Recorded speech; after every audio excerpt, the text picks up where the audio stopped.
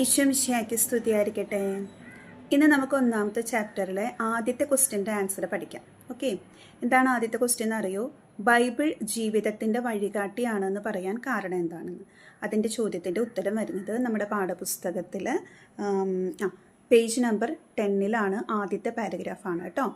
അപ്പോൾ ബൈബിൾ ജീവിതത്തിന് വഴികാട്ടി എന്നൊരു ഹെഡിങ് തന്നെയുണ്ട്. അതിൻ്റെ താഴെയുള്ള പാരഗ്രാഫാണ് അതിൻ്റെ ആൻസറായിട്ട് വരുന്നത്. ബൈബിളിലെ ദൈവവചനങ്ങളെല്ലാം നമ്മുടെ ജീവിതത്തിന് വഴികാട്ടിയായി മാറേണ്ടതാണ്. വഴികാട്ടിയാണ് ദൈവവചനങ്ങളെല്ലാം നമ്മുടെ ജീവിതത്തിൻ്റെ വഴികാട്ടിയാണ്. സങ്കീർത്തകൻ എങ്ങനെയാണ് പറയുന്നത്? അങ്ങയുടെ വചനം എൻ്റെ പാദത്തിന് വിളക്കും പാതയിൽ പ്രകാശവുമാണ്. സങ്കീർത്തനം 119, 105 നമ്മൾ പഠിച്ച വചനമാണല്ലേ അത്. അങ്ങയുടെ വചനം എൻ്റെ പാദത്തിന് വിളക്കും പാതയിൽ പ്രകാശവുമാണ്.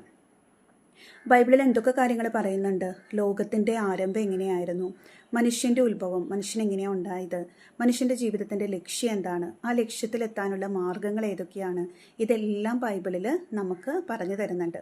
മനുഷ്യ ജീവിതത്തിൻ്റെ ലക്ഷ്യം എന്താ? മനുഷ്യ ജീവിതത്തിൻ്റെ ലക്ഷ്യം സ്വർഗത്തിൽ എത്തിച്ചേരുക എന്നുള്ളതാണ് അല്ലേ. അല്ലാതെ നമുക്ക് 10th കൂടുതൽ മാർക്ക് മേടിക്കണം, നല്ല ജോലി വാങ്ങണം, വലിയ വീട് വെക്കണം, അതൊക്കെ നമ്മുടെ ഈ ലോകത്തിലുള്ള നമ്മുടെ കൊച്ചു കൊച്ചു ആഗ്രഹങ്ങളാണ്. പക്ഷേ നമ്മുടെ ഏറ്റവും വലിയ ലക്ഷ്യം എന്താണ്? നമ്മളെല്ലാവരും മരിക്കും അല്ലേ. അപ്പോൾ നമ്മുടെ ഏറ്റവും വലിയ സന്തോഷം എന്താ? നമ്മളെവിടെ പോവും? സ്വർഗത്തിൽ പോവും അല്ലേ. അപ്പോൾ ആ സ്വർഗത്തിൽ എത്തിച്ചേരാനായിട്ട് നമ്മൾ എങ്ങനെയാണ് ജീവിക്കേണ്ടതെന്നുള്ള കാര്യങ്ങളൊക്കെ ബൈബിളിലെ ദൈവവചനത്തിലൂടെ നമ്മളോട് പറഞ്ഞു തരുന്നുണ്ട്.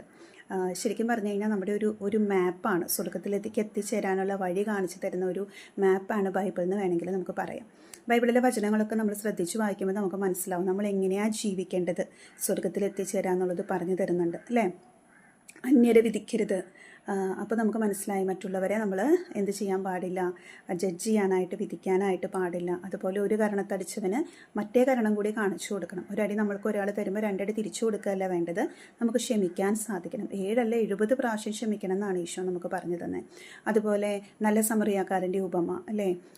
അങ്ങനെ ഒത്തിരി കാര്യങ്ങൾ. ഈ ചെറിയവരിൽ ഒരു ചെറിയ കാര്യം, ഒരു ഗ്ലാസ് വെള്ളം കൊടുത്താൽ പോലും അതുപോലും എന്താ പറയുക, ഈശോ അങ്ങനെ ചെയ്യുന്നത് പോലും ഈശോ എത്ര മൂല്യം അതിനെ കണക്കാക്കുന്നുണ്ട്, എത്ര വില അതിന് കൊടുക്കുന്നുണ്ടെന്നുള്ള കാര്യങ്ങളൊക്കെ നമുക്ക് ബൈബിളിൽ പറഞ്ഞു തരുന്നുണ്ട്. അപ്പോൾ ശരിക്കും പറഞ്ഞു കഴിഞ്ഞാൽ ബൈബിൾ വായിക്കുമ്പം സ്വർഗത്തിലേക്ക് എന്നെ കൊണ്ട് എത്തിക്കാനുള്ളൊരു മാപ്പാണ് ഈ ബൈബിൾ. അപ്പോൾ ഞാൻ ജീവിതത്തിൽ ചെയ്യേണ്ട കാര്യങ്ങളാണ് ഈശോ ഇതിലൂടെ പറഞ്ഞു തരുന്നതെന്നുള്ള ഒരു ബോധ്യത്തോട് കൂടിയിട്ട് വേണം വായിക്കാനായിട്ട്. ഓക്കെ, അപ്പോൾ ബൈബിൾ നമ്മുടെ ജീവിതത്തിന് എന്താണ്?